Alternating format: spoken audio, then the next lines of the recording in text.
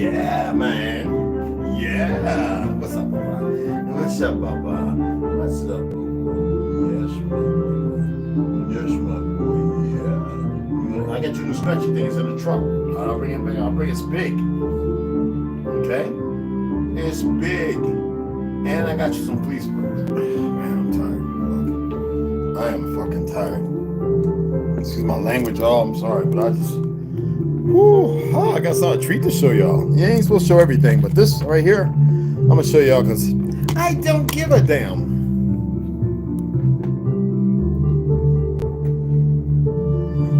Let's say they made us and they want us to believe this is our world. Well, damn it, I believe it. I am tired.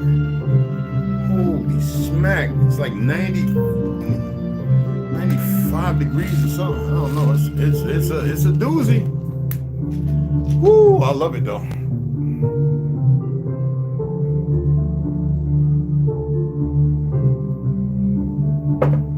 Pick my AK-47 up next week. Oh, I pick my AK-47 up in 3 weeks.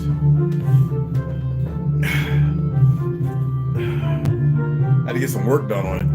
I never showed anybody. I never took it to the range because some things you just don't show everything. But I'm gonna show y'all this. Okay, I'm gonna show y'all this. The other one is still being worked on. The one, the expensive one I bought. This one was like about $600. I'm gonna show you this. This is an SXP.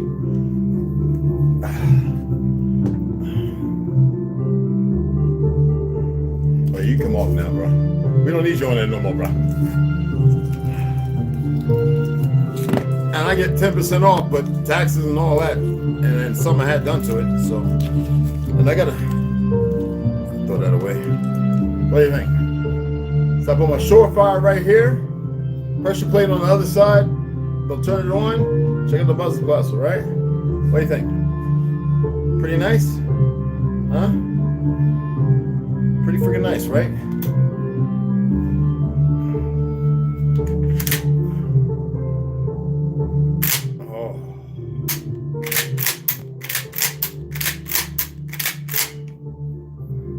I got a strap for it, EDC. Oh, this is sweet, man.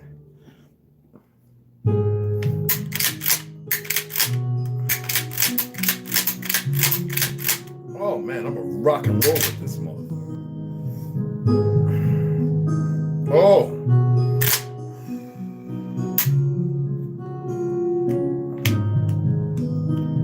I'm gonna rock and roll with this motherfucker right here. I just thought I'd show y'all that. Okay.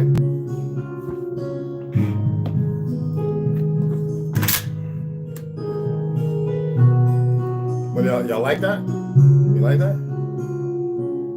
You like that? You like it?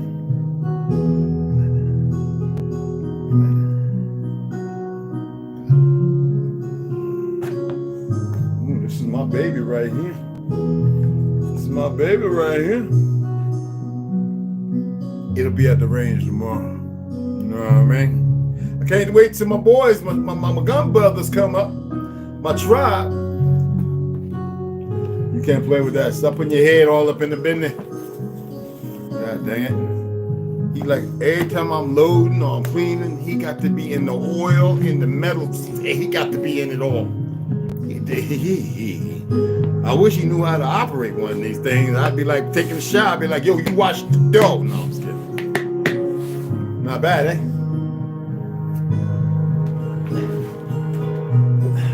Oh, yeah. Let's put that down here. Oh, so we're going to get a little reading in. And I'm tired.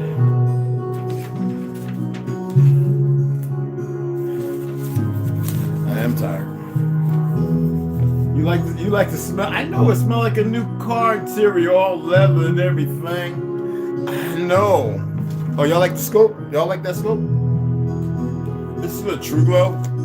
About up to 900, but you can push up to a 1200. True shot scope.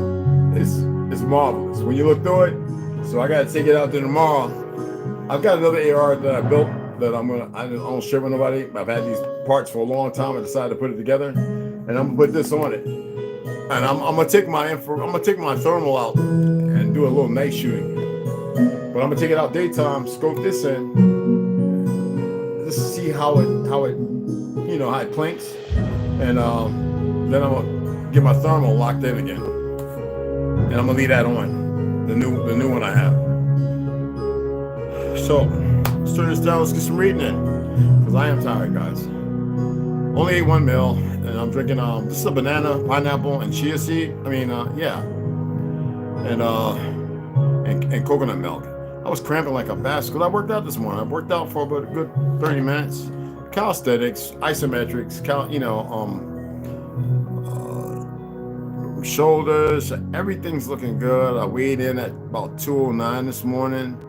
Like I said, I want to get to 200, but it's like I said, the anthrax pill and all the other shit. You had to push past things, I grounded myself. I think I recorded it. I just didn't post it. I did my little chants, my ohms and all that. That's just to share it. I'm not going to share that stuff with y'all. I think the few times I have is more than enough. There's a video showing you what I do, going back, plenty of them. I had a hard time squatting this morning with the medicine ball and 100-pound chains. I got these 2 big chains, they each 50 pounds a piece, about a little more actually, about like 65 pounds a piece. So I put them both around my shoulders and I squat with the medicine ball. It's an 18-pound medicine ball. And I hold the medicine ball right up in front of me. So I squat. My knees was giving me some issues, but I was able to get out 2 sets, 25. And then I got into the cold shower, the cold water bath. I was going to do the Epsom salt or the Dead Sea salt, which is one and the same kind of. I was going to do the soak, and I was like, you know what? I need cold water. I need to wake up. I think I got like 4 hours of sleep last night, so I am tired. So I need some more. So we're gonna read, and anybody donate? I don't know. I just got back in from the gun range because I went to pick that up. And I wanted to, see the guys. I know y'all. I know Westside. I know y'all was like, "Oh, it's our boys." Yeah, they was like, "Where they at? When they coming back through?" When I hung up, because I didn't shout y'all out or nothing. It was a lot of people in there. Some Brazilians, Americans who are from Massachusetts. They were hugging me up left and right. A couple of French snotty-nosed motherfuckers. I had to correct their mentality. I said, "You're on my land. When I was on yours, I would pay respect always." "Oh, you been to France?" That was the icebreaker I gave them. And I says, "Yeah." And I didn't shake their hand or nothing. I was like, "It was a pleasure, these guys are good. Pay attention to them, all veterans." And then they look different. And they looking at us. We all got this stare about us. Me, Matt, all of us got this stare about us. Hope, Yogi, all of us. Yogi wasn't there, but we all have this stare. I know some people know it. Some people have no clue. You know how it is, you know what I mean? And all of a sudden they wanted to be decent. I don't give a smack about these half-breed. No disrespect. I just don't like ugly people.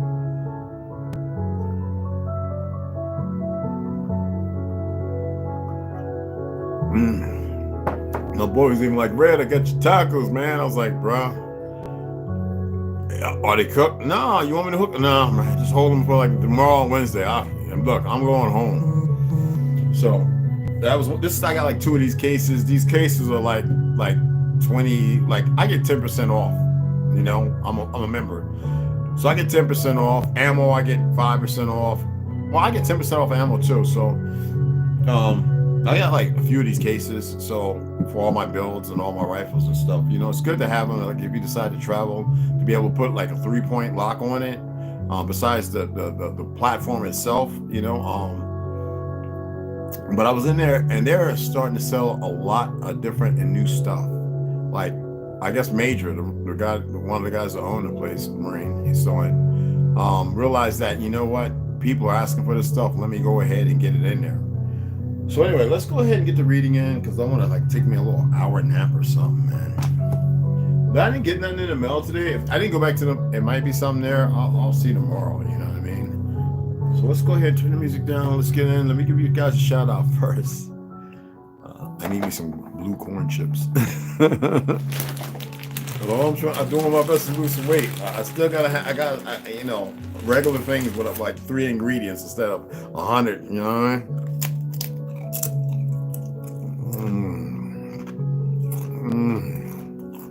Oh my god. Oh, I don't know. Let me give you guys a shout out. Who's all in here? Hey, Snoo. What's side, yo? What's going on? Osmo, what's going on, family? I haven't checked my Gmail, so El Dragon Merle, what's going on, family? Hey, what's going on, guys? Yeah, 209. It'll probably be, I might be up to 210 tomorrow. I don't know. It's back and forth. This is delicious, man. Oh yeah, always. Oh, so good. Okay, let's go ahead and get it in, guys. All right. George Jones, An Original History of Ancient America. Remember, y'all don't have to hit me with no $100,000. Just hit me with $5, $10. When we have a podcast, the super chat is great. Or for those who do the super chat, but I prefer super chat's cool, but I prefer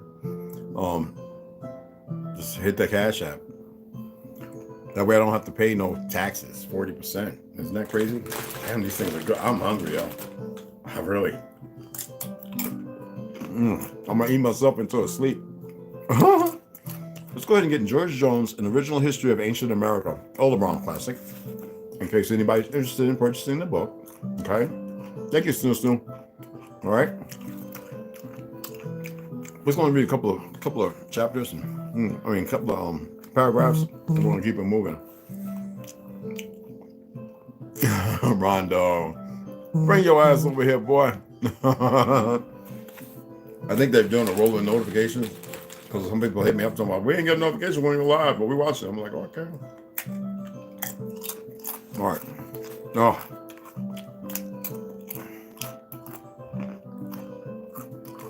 Yeah, man. Some salsa would be good with this. All right, my apologies. Stop. I am tired. Excuse my language too again. All right, here we go. Y'all know how it is when you get something that's so good. I know my wave cap all quick. Oh Lord. Anyway. All right. I don't want to be spitting blue all on the screen. Anyway. And yesterday when we left off, it's marked. Art, they are called ignorant of art and said to have perished in the rudeness of savage life. How they were describing the individuals of that time, what they believed of the period, which we know is a pure lie. And we know that the information is well known, kept throughout history of Earth. Oh, believe me, there are people who know going back, the history is well written down and kept thousands of years. But what they tend to forget, in the lucid dreams of the world we live in, there is something bigger than everything here. Okay, you remember that. Remember that. Doesn't matter where we come from, how we came to be, or whatever. Something bigger than even them. In justice to those historians, it should be stated that they did not know of these architectural wonders. For if they did, they lie. No excuse can be rendered an extenuation of such an epitaph. Thence has arisen the necessity of a new history of ancient America, a new history of ancient America. Pay attention to the words. To at least the landing of Columbus, and even that will now wear another aspect. You dig what I'm saying? Mr. Stephens, in the last sentence quoted, justly reasons upon and correctly censors the false conclusions of those historians. Again, let me read that again. Mr. Stephens, in the last sentence quoted, justly reasons upon and correctly censors the false conclusions of those historians. False conclusions. They arrived, whether predominantly in theory or with an excuse of a perversion of lie. Okay? Okay. Yet, A few pages before, he himself calls the taut ensemble of the Uxmal ruins with all the beautiful sculpture and classical ornaments, a scene of barbaric magnificence. He seems afraid to combat with even the assertions of those historians whose epitaph upon an entire people was written in ignorance of their works of art. He says, it is hard to believe that they perished in the rudeness of savage life. Why, with such a gorgeous scene as that of Uxmal before him, it was an impossibility that they could have so perished, either in the mind or in history. The ruins and temples of Uxmal, he says, present a scene of barbaric magnificence. If they do, either to himself or his readers, then were Athens and the Acropolis, barbaric, and Pericles and Phidias barbarians. But there was one thing which seemed in strange want of conformity with all the rest. I have mentioned that at Ocosingo ruins, in brackets, we saw a wooden beam, and at Palenque, the remains of a wooden pole. At this place, Uxmal, all the lintels had been of wood, and throughout the ruins, most of them were still in their places over the doors. The lintels, not as in food, were heavy beams, 8 or 9 feet long, 18 or 20 inches wide. Listen to this now. The lintels were heavy beams, 8 or 9 feet long, 18 or 20 inches wide, and 12 or 14 inches thick. The wood like that of Ocosingo was very hard and rang under the blow of the machete. It rang, vibrant vibration. From further description, it appears that this peculiar wood was brought from a distance of 300 miles. Walduck says that it is more durable than lignon vitae and is called by the natives jovilo. The strength of this wood is thus shown by Mr. Stephens, and the position of these lintels was most trying, as they were obliged to support a solid mass of stone wall 14 or 16 feet high and 3 or 4 feet in thickness. What kind of wood is that, people? What kind of wood is that, I am told? You have a beam 8 feet long, about that wide, width, thick, hit it with a machete, and it rings. And to support a 4 foot deep piece of probably 200-ton granite stone? Think about it. Who's able to do that? I don't have to say showing out these peckerwoods. You already know. Hey, I know what's going on. Achuma, what's going on? It's T Hines, what's cracking? If I'll pop up, I'm gonna say, hey, number love. I'm Margarita Heinbrums. What's going on? Peace and love, everybody. Now let's go ahead and get into Arthur. I hope that music isn't too loud. Let's get into a little Arthur Kessler and the 13th tribe. You know, the ones that suicided themselves, a wife and a husband together, with meds they never even utilized, to be Ashkenaz, telling the truth. So we're in chapter 2. When we last left off, we were talking about even though the latter traced their descent not to Shem, but to Japhet.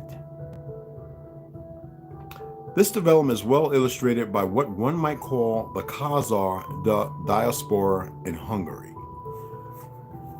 We remember that long before the destruction of their state, several Khazar tribes, known as the Khabars, joined the Magyars and migrated to Hungary. Moreover, in the 10th century, the Hungarian Duke Toxnoli invited a second wave of Khazar immigrants to settle in his domains.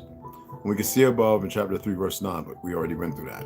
2 centuries later, John Cinemus, the Byzantine chronicler, mentioned troops observing the Jewish law fighting with the Hungarian army in Dalmatia, AD 1154.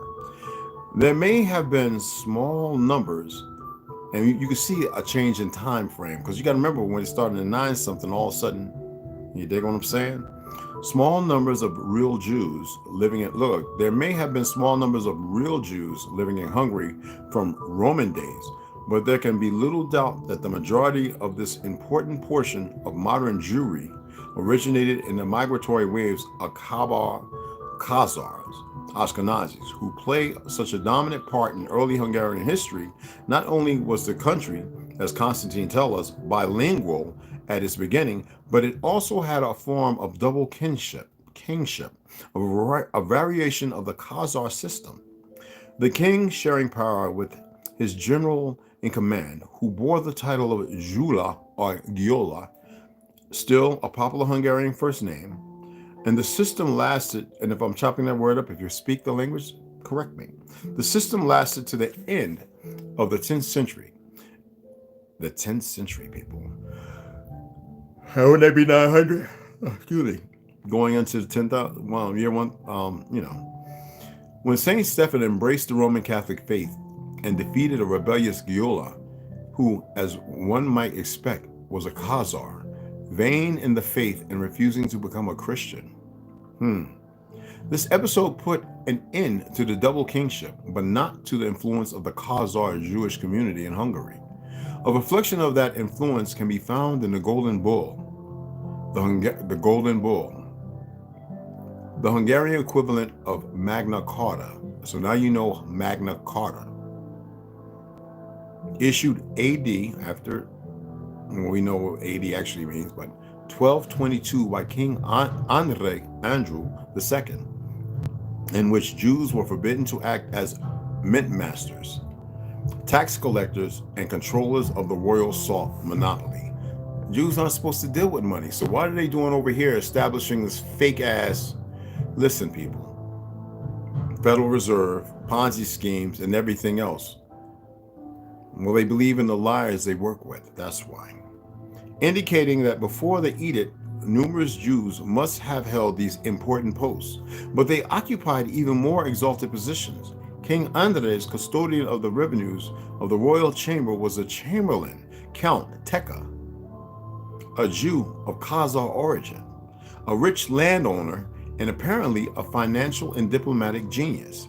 His signature appears on various peace treaties and financial agreements, among them one guaranteeing the payment of 2,000 marks by the Austrian ruler Leopold II and to the King of Hungary. One is irresistibly reminded of a similar role played by the Spanish Jew Hasde ibn Suprut at the court of the Caliph and Cordoba, comparing similar episodes from the Palestinian diaspora in the west and the Khazar diaspora in the east of Europe. So that tells you they don't belong there as in Palestine. Makes the analogy between them appear perhaps lost tenuous. It is also worth mentioning that when King Andrew was compelled by his rebellious nobles to issue, reluctantly, the Golden Bull, he kept Teka in office against the bull's express provisions, and the royal chamberlain held his post happily for another 11 years until papal pressure on the king made it advised for Teka. Papal, that's why I keep telling you these popes are frauds, fake, well, black nobility, frauds. Now you know what papal comes from.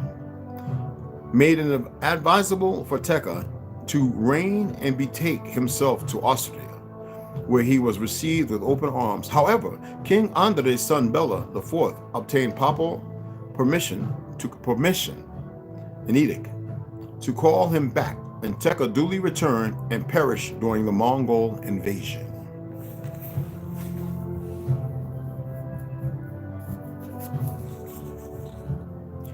That was a freaking mouthful, excuse my language.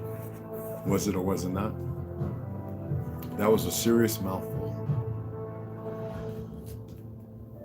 Now, reading this, Behold the Pale Horse, it's letting you know all the works and the crap they've eluded and done. That's the reason why I've included this in betwixt Enoch, to remind you. Are you starting to put it together? I know some of you are probably going, how do you figure out to do that? Nobody's help. This is what I'm doing. Behold the Pale Horse by our brother William Cooper, even in his lostness. Namaste. I can't stand that word. I really can't. Ooh, child, I can't. Implementing the new government. Ooh. I want to reiterate the last part before we get into this next part. The truck behind the building will take you to a work camp. Now, let me start up here. Once inside, nope, let me go up to the bottom. Pay attention. But as mentioned previously, if you will read Executive Order 11490, you will see that a national emergency may be declared for any conceivable pretense whatsoever. And what country just did that? If the order itself were activated, here is what would happen. The next day, you and your family would be standing in front of your local post office with your neighbors, and the front door bursting with block-long lines of people waiting to be registered. After waiting in line with your family for hours, you finally get channeled through the doors. Once inside, you overhear the postal clerk with his sidearm on, telling a frightened restraint, "People, look, there is nothing I can do. The truck behind the building will take you to a work camp where you have been assigned. Your wife has been assigned to a factory, and there's nothing I can do." Then your son or your daughter looks up at you with a quivering voice and asks, "Dad, why are we here?" So remember your acts and your actions, thinking you're doing it for your family when you're not doing nothing for them.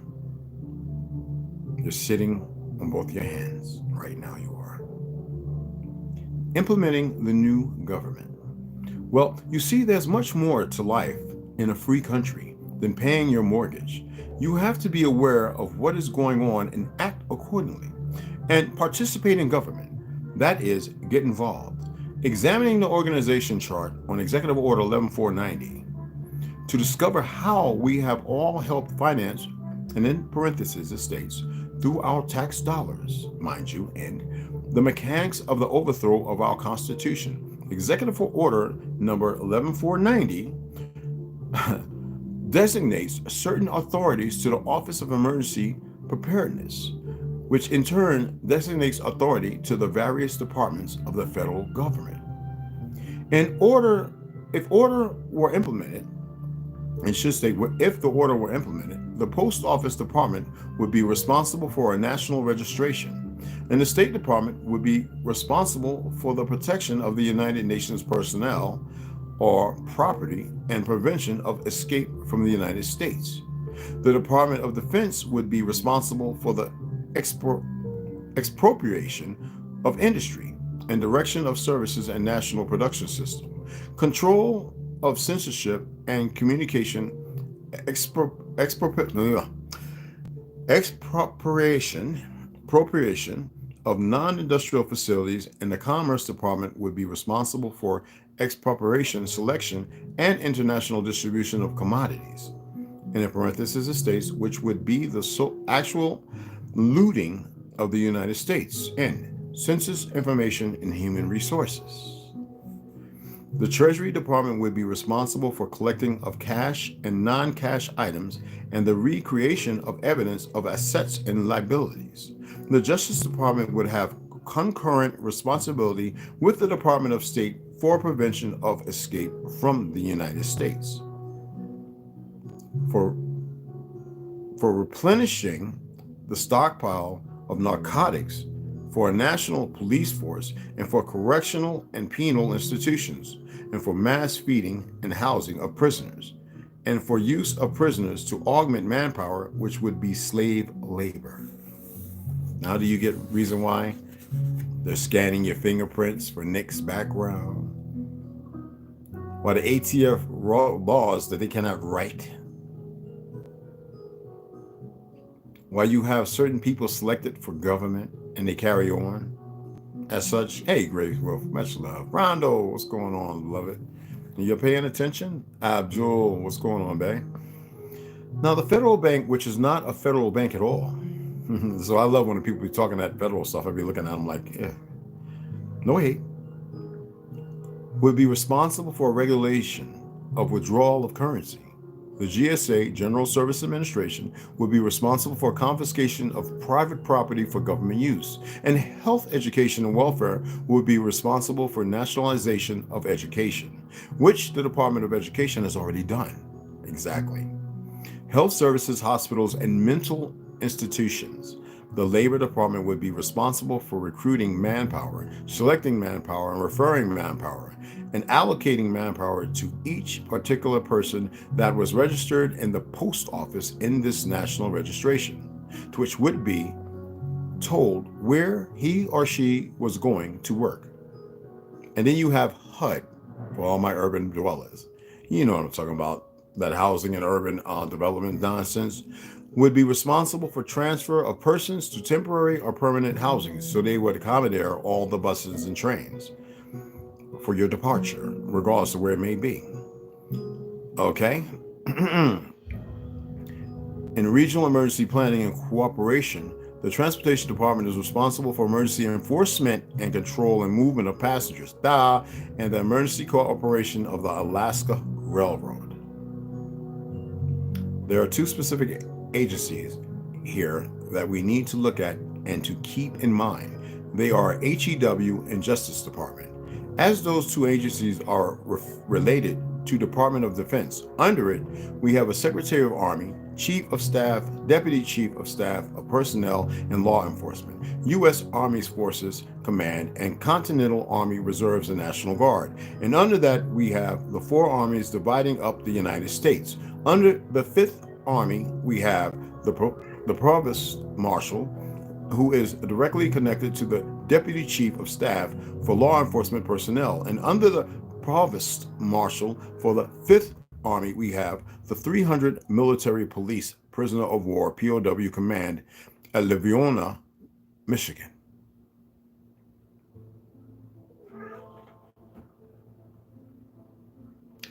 At this point, I quote from retired Admiral Elmo Zumwalt's book, On Watch. Kissinger states, I believe the American people lack the will to do the things necessary to achieve parity and to maintain maritime superiority. I believe we must get the best deal we can in our negotiations before the United States and the Soviets both perceive these changes and the balance that occurs. When these perceptions are in agreement and both sides know the U.S. is inferior, we must have gotten the best deal we can. Americans at that time will not be happy that I have settled for a second, but it will be too late, which they have established and created. Are you paying attention? That's why his monkey ass left last year, Henry Kissinger, that Ashkenazi piece of. Zumwalt said, then why not take it to the American people? They will not accept the decision to become second best while we are in a position of great national product, twice that of the USSR. Kissinger responds, there is a question of judgment. I judge that we will not get their support, and we seek it and tell that fact. As we would have to, we would lose our negotiating leverage with the Soviets. And Zumwalt stated, but isn't that the ultimate immorality in a democracy, to make a decision for the people of such importance without consulting them? And Kissinger stated, perhaps, but I doubt that there are 1 million who could even understand the issue. And then Zumwalt responded, even if that presumption is correct, those 1 million can influence the opinions of the majority of the people. I believe it is my duty to take the other course. And Kissinger responded, you should take care, lest your words result in a reduction in the Navy budget. Told you, Kissinger was a piece of shit. And y'all are still listening to these fake ass politicians. There's some good there, but you don't know who they are, and you can't. Otherwise, they'd get rid of them. It doesn't matter the ones who are performing a task that seems obliterous or against the common quota right now, what's going on. You don't know which ones are really good and which ones aren't. That's why I'm not going to say no more.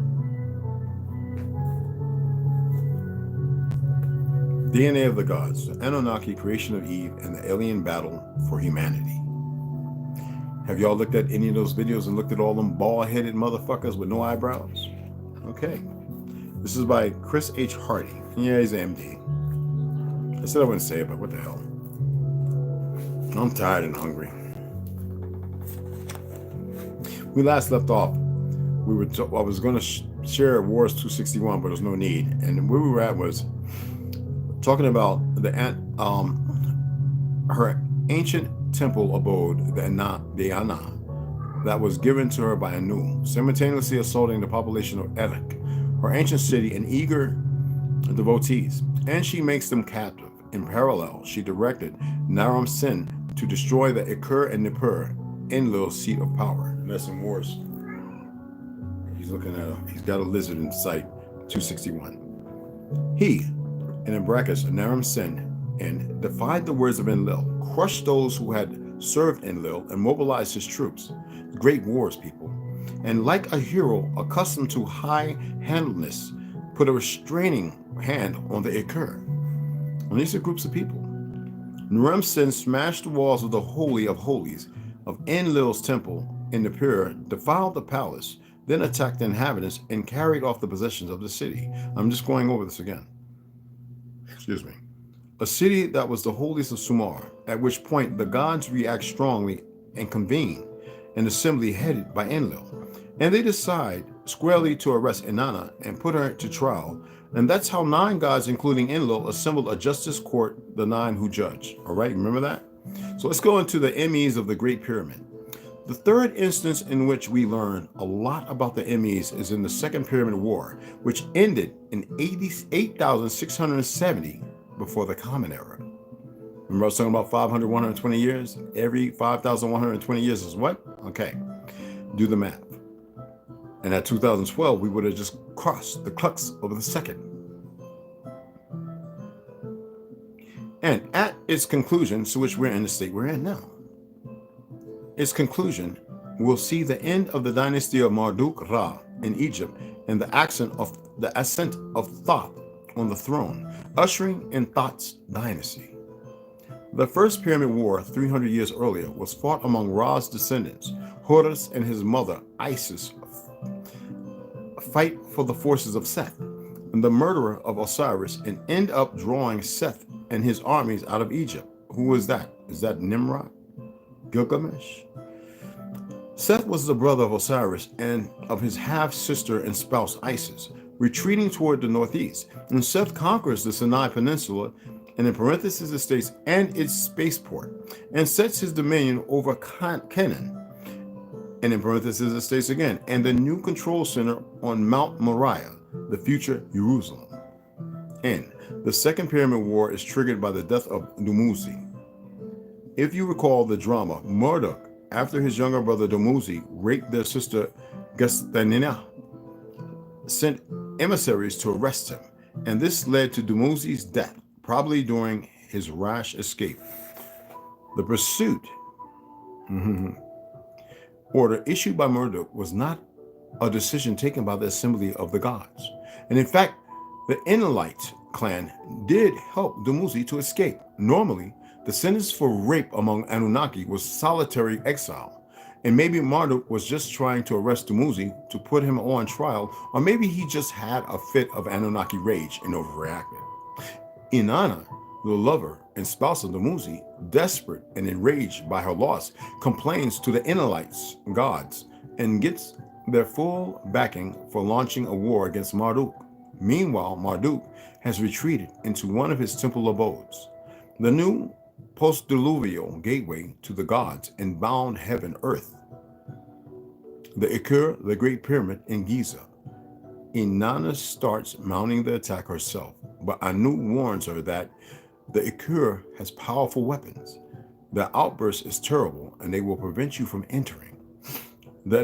He advises Inanna to rather seek revenge through a trial, and she agrees, at which point they all assemble around the Ikur and carry out the trial on the spot, as Marduk can't be sentenced to death as a murderer. Given the cause of the death of Dumuzi is unclear, Inanna proposes to seal the Great Pyramid and let Marduk be buried alive. With no one to offer him nourishment, alone to suffer, the potable water source to be cut off. And that's in Wars 223.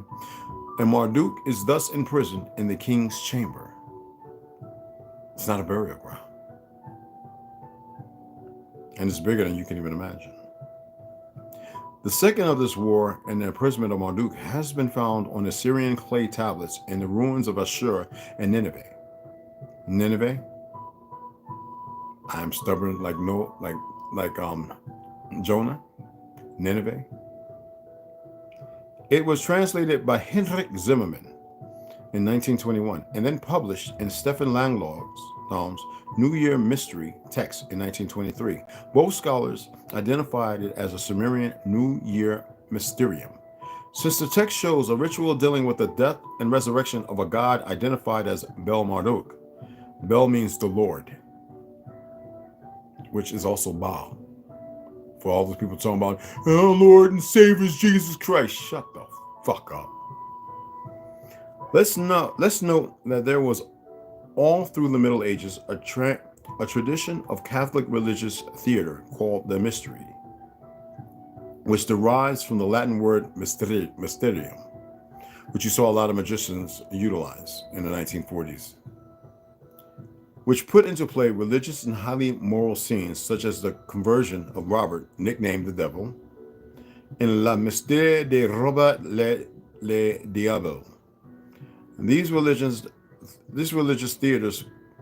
theater plays were performed on the Pauvres, the large courtyard in front of cathedrals like that of Notre Dame de Paris. It is quite possible that these overly Catholic plays were inspired by the extremely secret Egyptian and later Greek mysteries that were initiatic cults in substance, of which no one initiated could speak of unless they want to die, and about which, for this very reason, we find only hints in the writings of prominent Greek scholars and poets such as Apuleius and his initiatic tale, The Golden Ass.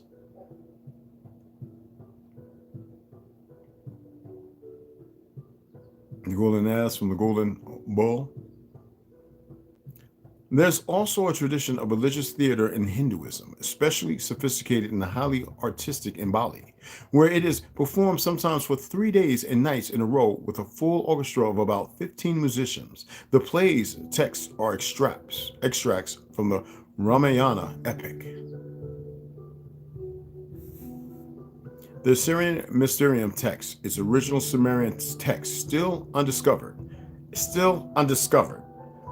enacts the death and resurrection myth, a constant in religious lore and in legends of heroes, and the two authors identify it as a pre-Christian mysterium associated with the Isis and Osiris mysteries. These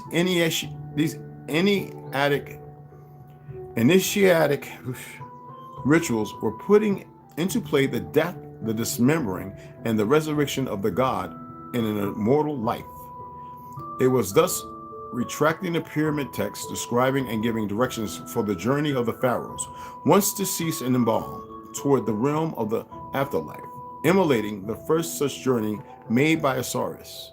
This god, once Isis had resembled his dismembered body, passed through the gateway of the gods, Nimrod, Gilgamesh, and the duat, to reach the immortal realm where he would reside, endowed with an immortal life.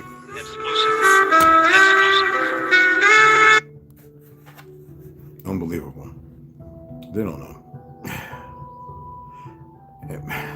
Resurrection of the god and immortal life. It was thus retracing the pyramid texts, prescribing and giving directions for the journey of the pharaohs, once deceased and embalmed, toward the realm of the afterlife, immolating the first such journey made by Osiris. This god, once Isis had reassembled his dismembered body, passed through the gateway of the gods in the duat to reach the immortal realm where he would reside, endowed with an immortal life, drinking the water of life and eating the fruit of life.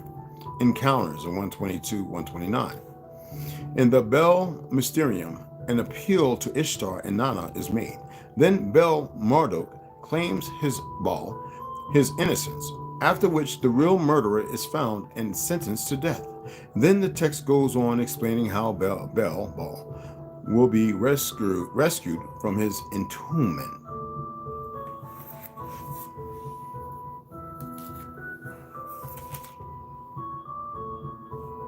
What say you all?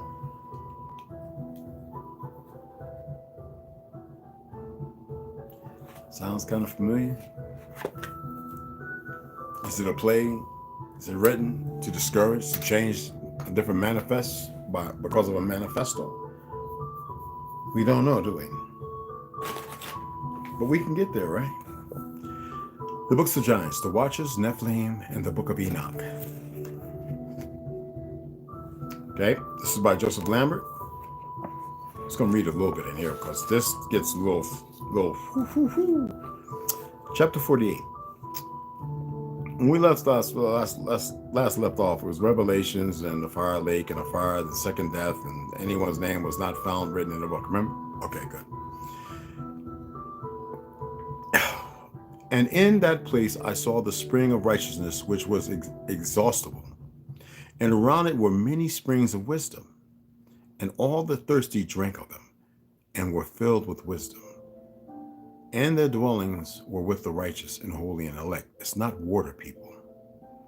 So we've allowed, it's not water. And at that hour, that Son of Man was named in the presence of the host of spirits, and his name was brought before the head of days. Even before the sun and the signs were created, before the stars of heaven were made, his name was named before the host of spirits. He shall be a staff to the righteous, and they shall steady themselves and not fall. And he shall be the light of the Gentiles, and the hope of those who are troubled of heart. Has nothing to do with some damn Jesus. Well, it's got something to do with something. But they got to keep you in the shadows, because they operate in the dark, where no light can be found, but it can exude from. There's a little more of this. I'm not going to read Matthew and all that. Y'all can go read it. If you want to read it, if you know what I'm talking about, go read Romans and get, all that 11 and yeah. Y'all know how to find it. Y'all know how to read the Bible? Okay. And who dwell on earth shall fall down and worship before him, and will praise and bless and sing and celebrate the host of spirits. And for this reason he has chosen and hidden in front of it, in parentheses, kept safe by him before the creation of the world and forevermore. And the wisdom of the host of spirits has revealed him to the holy and righteous. For he hath preserved the lot of the righteous, because they have hated and rejected this world of unrighteousness, and have hated all his works and ways in the name of the host of spirits. For in his name they are saved, and according to his good pleasure, and it is he who has regard to their life. And in these days, the kings of the earth and the strong who possess the land, because of the works of their hands, will be shamed. Because of the day of their anguish and affliction, they shall not be able to save themselves, and I will give them over into the hands of my elect. As straw in the fire, so shall they burn before the face of the holy. As lead in the water shall they sink before the face of the righteous, and no trace of them shall be found anymore. So is it literal fire? No, if he's going to sink like lead, come on, guys, get your heads together. Start having an understanding of what's being said. A lot of y'all have been, we can go and read Malachi. Would y'all like to read Malachi?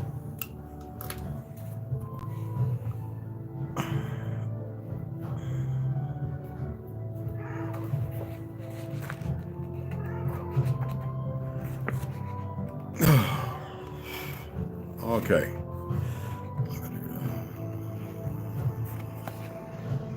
Apocrypha. Hold on. Apocrypha. Malachi. Okay. Malachi. But Elizabeth ain't bothering you. Hold on. All right, let's read this. Malachi 4:1. For behold, the day cometh that shall burn as an oven, and all the proud, yea, and all that do wickedly, shall be stubble. And the day that cometh shall burn them up, saith the host of hosts, that it shall leave them neither root nor branch.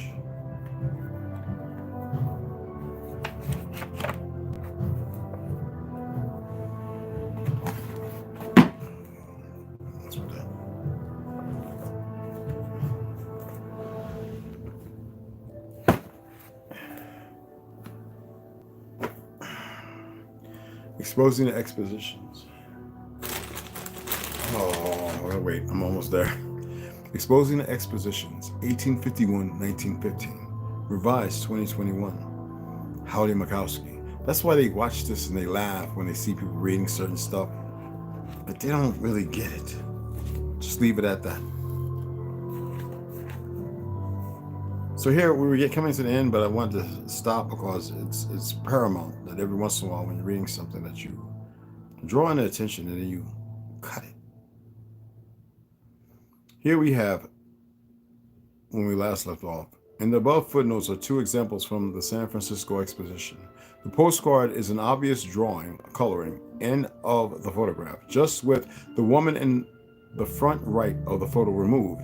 It is amazing actually to not even show an overlay of anything of the missing woman. So good is the Photoshop type edit done in 1950, so we have to question all the drawings we have. We can find similar drawing copies from the 1800s that are near copies from real photographs. Look back to the drawing of the supposed razing of Chicago. That means tearing down. In 1858, in chapter 3, we have the drawing, but we also have the original photograph that the drawing was modeled on.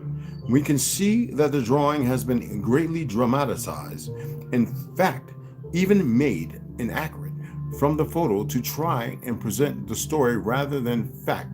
How many more photos from the past really exists? Okay. Now, if you want to see the original one, y'all want to take some screenshots? Excuse me. And then you can read it back. See that down there? Get all that. Let me see. Y'all can screenshot that shit and then expand it. You better be screenshotting it. I'm gonna hold it up there for a little bit. You better screenshot the bottom of that mother sucker and you better go ahead and check it out. Okay? Screenshot, then enlarge it. All right? Don't give me that. Move it and lift to the left and right and all that. Hope you got it. If you didn't, did it with somebody that might have it. How far back does photography go? Some now suggest it might go back at least to the Greek age in some form. Exactly. For Plato could not have written his allegory of the cave without understanding of what we call modern camera and motion projectors. If photography is much older than believed, and if you have access to a photograph from, say, 1700, it can be easy to claim it to be from 1870 because no one would believe there could be photos from before the 1850s. Just because we have an old photo and that it presented and dated to a certain year, we know only that we have an image. We cannot really be sure of the date that the image was actually taken, only the date currently presented to us, which may or may not be correct. Could the Vatican and Smithsonian not just be hiding all the great books and the manuscripts of the past? Might they also be storing all the early photographs? If an ancient people had the technology to build these massive buildings, would they also not have had photographic equipment also? The photos were preserved just like we do, then later used by the new controllers to present ancient buildings as modern by revealing a building photo. No one would question that it was not from 1854 because no one was supposed to have cameras before that.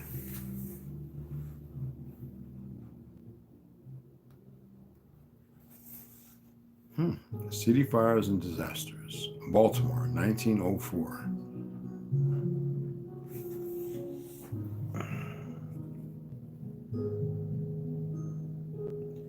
You know what that looks like? That looks like an explosion did that. Stone, concrete, marble, brick. Ain't no fire destroying nothing like that. I have mentioned many times that it seems every city in North America had a great fire between 1818 and 1910. Okay, not seems, they did. Toronto, Boston, Philadelphia, Portland, Ottawa, Jacksonville, Seattle, Calgary, Vancouver, Baltimore. To copy the complete list from Wikipedia would take the better part of 2 whole pages of this book. It is so coincidental as to not be a coincidence. Then, following the fires, the cities go through magical rebuilds at a scale that is basically impossible. Something is very odd about these fires. So great is this topic that it demands an entire book of itself. As such, I will only provide a brief overview. I wanted to start again with the Chicago fire of October 8, 1871. The fire, which for over 100 years was claimed to have begun when a wayward cow knocked over a candle. The first thing to realize is that this fire was not in isolation. There were 4 giant fires that very day all along Lake Michigan, also in Peshtigo, Wisconsin, where 2,500 people died, Holland, Michigan, and Manistee, Michigan, to which we know they were Negroes. 4 great fires on the same day in the same general location is too coincidental. Ignatius Donnelly, author and scientist, suggested in the 1880s that the fires must have been caused by a meteor strike. In 2004, physicist Robert Wood named it as Bella's comet specificality. The story that a running cow could have started this blaze in Chicago is a nice story to stop anyone from doing real thinking about it, because people are dumb. Yet anyone close to Chicago at the time would have seen through the cow story right away, especially with 3 other serious fires close by. At the Peshtigo fire, a local priest was quoted as suggesting that things came from the sky causing the fires, which could mean meteors, but even something warlike. All he said was things coming from the sky, and I keep telling you, we flew. We were flying then and hundreds of years before that. Okay? Because what is for sure that when looking at the photos above, we are not seeing fires. And the same becomes true when we look at the photos of the other city fires. And when we look at artwork of the 15 and 1600s that depicts balls of light falling into burning cities, balls that could even look like modern missiles. So what happened? And at that, we're going to stop right there. I like to have y'all's thinking caps on, please. And I really do enjoy reading, as y'all can tell. Hit me off, y'all. We still got about 30-something books to order. That's if you don't mind. Oh, God, I'm tired. The most wonderful thing is when you don't drink. Not having, even though I got wine, I just do not have the appetite for drinking. No more. Who else came up in here? Big Pontiac. What's going on, brother? Yes, I have every book you could think of, brother. Trust me.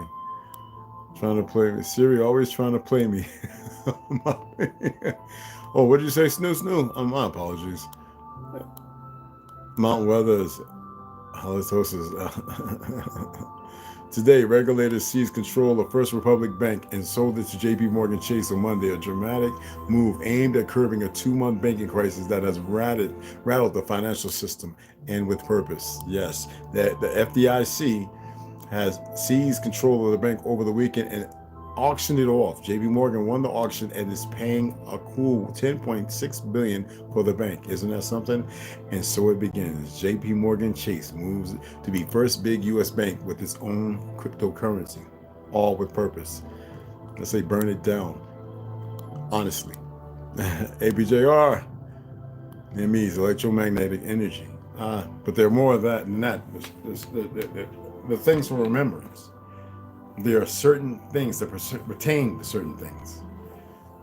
And as I've already described, Ages of Chaos, Anana is an independent woman who does as she pleases. She was a god. She was about freaking 20-something feet tall, just like the rest of them. These weren't the Titans. These were created from that. And either manipulate, and we, not necessarily all of us, but those who were in the great cities, catered to them. Okay? Golden Bull, Stock Exchange Bull, all over. Hey, Big Pontiac, what's going on, brother? Interesting, yeah. That it is. Page number of the screenshot. Oh, the page number of the screenshot, brother? Hold on. My apologies. Because it doesn't really pop up all the time. All right, let me see if I Whew, I am so tired, y'all. All right, so in Baltimore, 1904, the page number is 154, and Exposing the Expositions of 1851, the revised edition of Howdy Mikowski. And that is not no fire. I've actually assisted in fighting some fires in some cities of recent, okay? And those were explosions. And I've looked at numerous pictures of these small little places in these so-called great cities where there's still great structures. And it was funny, the sky behind you is completely whited out. I'm serious, and the night one's blacked out. So that tell you something. And even though I've argued with people saying that photography is not new, photography goes way, way back. Nobody wants to, well, the language. This is not the language was used then. Everybody, you crazy, because you know what? Some people are good, loyal, and obedient slaves of servitude. You know what I'm saying? Time to toss the paintings in the trash. Where the photos at? I know, right? Nothing but wars. Nothing but wars. It's not reading, come on, in the books, but no, I appreciate that. You know how I was in school. I was the same way. I just kind of gotten better at it. Hey, Benji, Nancy, what's going on, family? Christopher, we was dropping down the judgment upon the land. I don't think it was us, brother. Or floating upon the land. There's probably a period of time possible, but I doubt it. Hey, Shakira, cuz, how's it going? Lito. Hananya, yeah, I saw up in there. That's good. I appreciate everybody coming in. I am so tired, guys. And I'm going to take me a nap. And I'm going to wake up and eat me something. I don't know what I'm going to eat. But hey, Max V. Hello, fam. What's going on? If there was a true equal playing field, I wonder how things would be. There is. It's just that everybody's out of the loop. I continue to tell you to do certain things and to seek it in yourself. The answer is there. I don't care what somebody feels in another corner who hasn't done what certain individuals have done. Okay? No big eyes, no little U's. The thing is, most people believe that they're the same, and we are not. I can't say no more than that. And you must realize how powerful you truly are. And they're doing their job, and they're doing a very damn good job at it. You know, hey, none of your business. I'm trying to take a nap, but also watching this book reading. Well, it's about time. I appreciate everybody coming in. No, I don't. Whatever.